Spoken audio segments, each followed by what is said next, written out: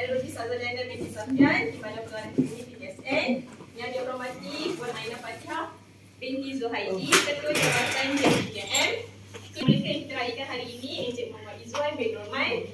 Boleh naikkan dia punya kompetensi diri dia tu, dia punya leadership dia tu. Sampailah sekarang ni dia tahu saya adalah salah seorang pengubah yang terlibat dengan PLKN dan juga JPAM. Nampaklah daripada first masuk, daripada inilah di sini. Dan last saya rasa bengkel yang Izzuan buat berkenaan dengan OSH. Saya harap usaha sebenarnya untuk nak bawa family, maksudnya bawa anak dan isteri saya lah ke sini. Macam wife saya pun sebenarnya pernah interview dekat Bukit Pasir, tak dapat. Kepada rakan-rakan semua, terutamanya mantan-mantan KJ, Puan Sarjana, Dr. Hairul dan juga KJ sekarang Puan Aina. Kemudian terima kasih juga kepada mantan KP dan KP sekarang, Kak Ashina, Kak Azira mana? Kak Azira.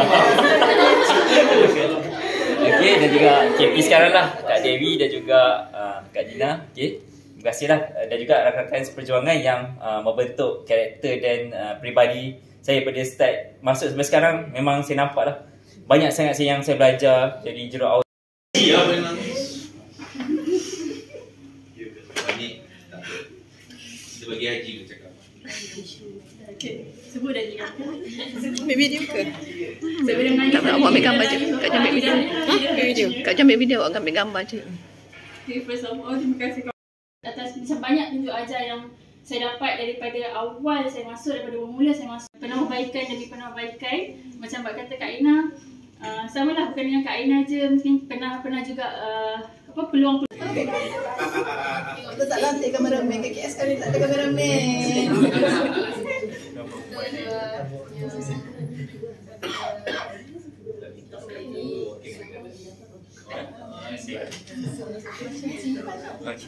Seterusnya kita jemput Puan Syahira.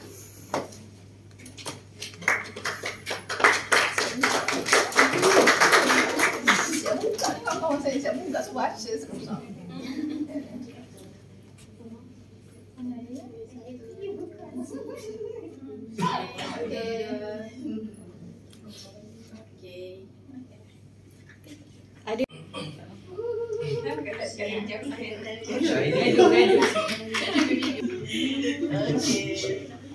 Tinggi je Mu Yaya. Melangkaui.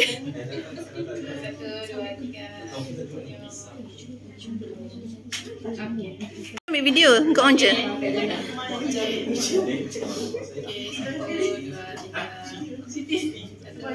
Oh, sebaiknya. Boleh tak belajar dengan Norman? Kita tahu ada Zenis. Ini ada. Baby May.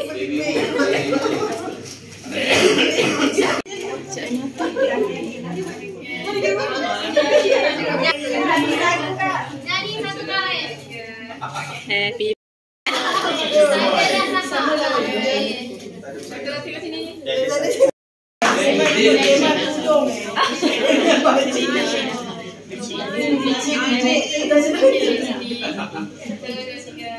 Mak dah cakap ke?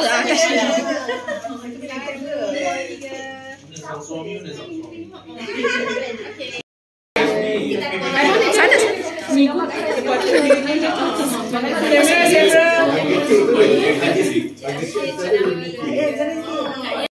Alat sikit siapa tak baik.